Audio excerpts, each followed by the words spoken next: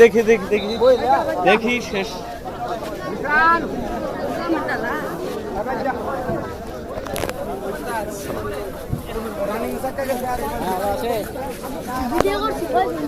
একটু সরেন তো একটু একটু এই ভাই একটু দেখি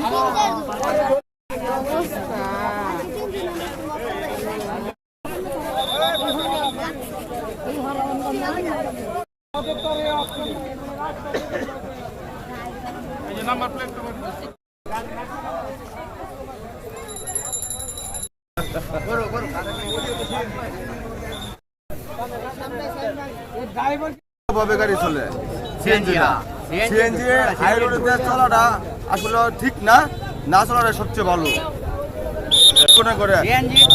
হাই স্পিডে গাড়ি চালায়, বড় বড় গাড়ির উপর সামনে দিয়ে যাওয়া আরম্ভ করে।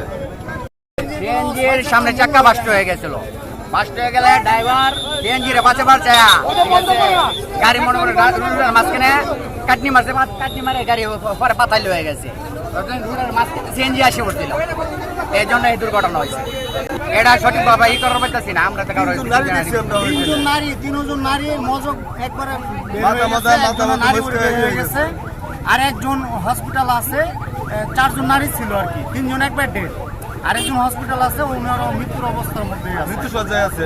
ড্রাইভারও সিএনজি ড্রাইভারও চলে গেছে, ট্রাক ড্রাইভারও চলে গেছে হসপিটালে, ড্রাইভার হসপিটাল আছে।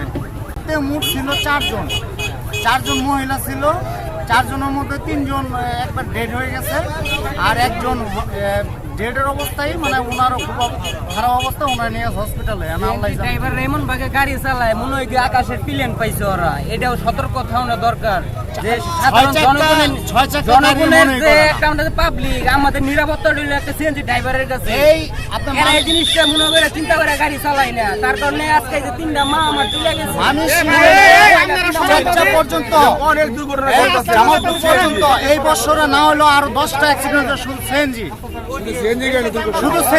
দেখালের কারণে অ্যাক্সিডেন্টগুলি হয়। এটা নিয়ন্ত্রণ আনতে হবে। ওনারা পাগলের মতো গাড়ি চালায়, 6 চাকার দামই দেয় না। উচিত ছিল এই সিএনজি গুলো নিয়ন্ত্রণ আনার জন্য, ওনাদের দরকার ছিল। ওনার বেখেলে গুলো সিএনজি গুলো চালায়, মানুষের তো মায়া দেয় না, এইভাবে মানুষ কি এইভাবে